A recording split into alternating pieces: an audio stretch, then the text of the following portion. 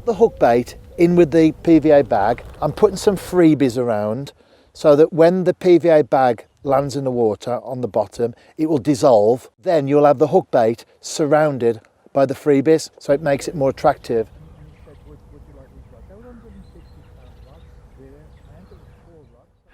I'm fishing for carp today, and as you can see, it's quite a modern setup, and these are called bite alarms. And in my pocket I've got a little receiver so that when the fish picks up the bait, the line goes and you hear that noise and you know that you've got a carp on the end. Now, a lot of anglers consider this to be a lazy type of fishing, but for me, I think there's a lot of skill involved in this. And the great thing about fishing is that it presents to us as anglers lots of variety.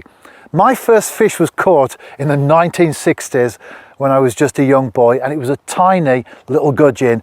Of course, today I'm after bigger fish. This is an all or nothing approach, but that first fish I will never forget because it's what started me off on this path that I'm still walking today in my 50s.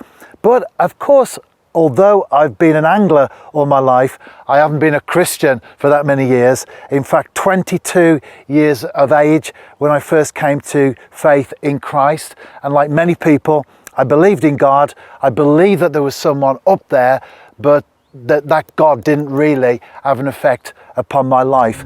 When the perch hits it, and I think I might have a fish on there, John. Shall we see?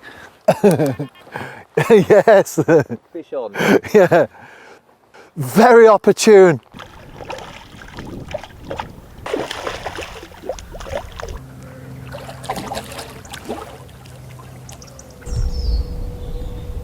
Yeah, it's great. I'm a happy camper. I wasn't actually looking for faith, but I think, as we often say, Jesus found me. And I was in a typical situation, many young lads. I used to enjoy going out for a drink on a Friday and Saturday, getting involved in a little bit of a punch-up sometimes, certainly at the football grounds and all that sort of thing. And I came to a point in my life where I realised that I was on a path that was quite destructive. And one day, it was quite a revelationary moment, really.